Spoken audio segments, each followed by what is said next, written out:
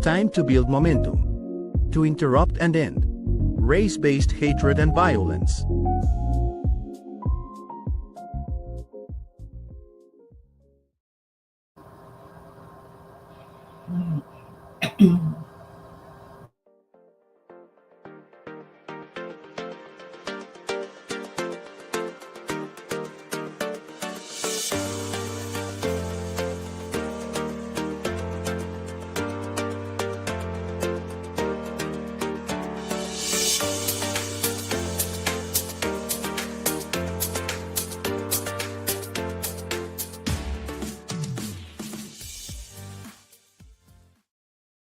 Hey everybody, welcome to Momentum this week. I'm Tracy Brown, the host of Momentum, the host and moderator of the Facebook group, What Is Mine to Do to Interrupt Race-Based Hatred and Violence. And every week on Monday evening, we've been doing this series on Momentum to remind us that it's all the little things, how the little things add up that build momentum for us to interrupt and then end race-based hatred and violence.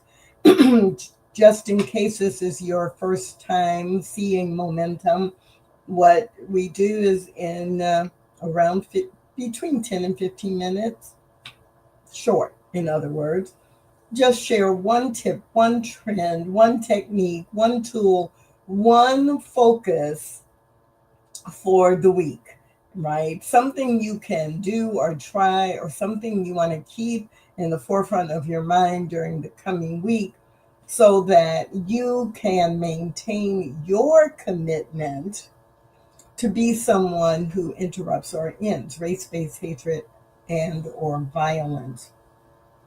There's so many things that we can do and so many things we can talk about. And today I decided to go back to a real basic. I mean, like a real basic. What does racism even mean? And I decided to go back to the definition of racism because of a conversation I was in 3 days ago. And the person I was talking with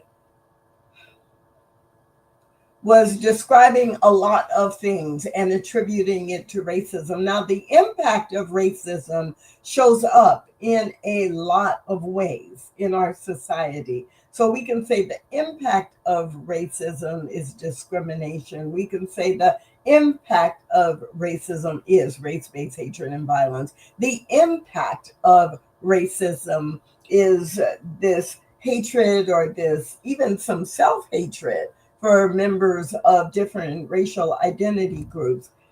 But that's not racism itself, right? So let's be really clear about racism itself. Now, if you go to the dictionary, then you're going to see that racism is described as poor treatment of or violence against people because of their race. You'll also really see more often than not something that's very close to this number one, a belief that race is the primary determinant of human traits and capacities, and that racial differences produce an inherent superiority of a particular race that the society or that group has defined as superior. And to racism, it does result in racial prejudice, race-based discrimination, race-based violence. And so when we think about this and how broadly racism affects all of us, whether we are in a group that is considered superior or inferior, it affects us all.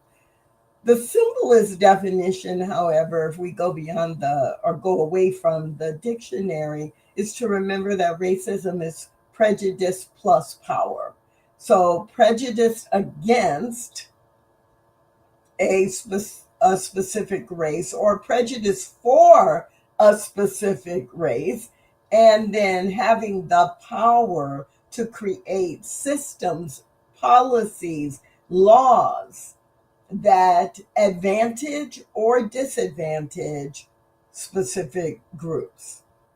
So you can say that a group is superior, but if that group doesn't have the power and authority to create systems that elevate them, then their racism doesn't result. You may have personality differences and you may have opinions, but you don't have systemic patterns. So, if we look at the real estate industry, for example, if the government had not instituted and supported redlining, a group of leaders, a group of people who were leaders in a community could say, well, we don't want anyone black or anyone who's not white living in this area. But that had to be codified, that had to be agreed to with realtors or realty systems that agreed with that and that made it a practice.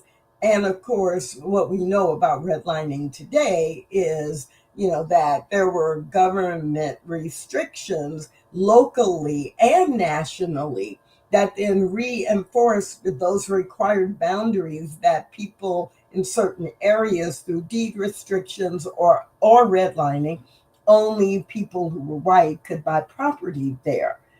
And this is relatively recent history. So if we want to go back beyond that, right, we can go back hundreds of years in the US and look at how racism was created and maintained because there was legislation or there were industry policies and practices that some group of people had the power and authority to create policy, to create legislation. So racism can't exist without power, the power to create limitations and restrictions against another group, or really racism is in favor of a group, and everyone else who's not a member of that group is then marginalized. So why am I going back to this today? It is such a basic, and last week I learned that no, a lot of people don't understand that. They think that racism is simply a bias against. And I can have a bias against a lot of people for a lot of things, or the way they show up, or who they are. But if I don't have the power to create a system that excludes them, that denigrates them, that diminishes their ability to live life the same way I live my life, if I don't have the power to do that, then I do have prejudice, yes. I do have bias, yes. But it will only affect the people I personally interact with. Racism is structural and systemic, and it affects people throughout the group, whether I know them personally or not.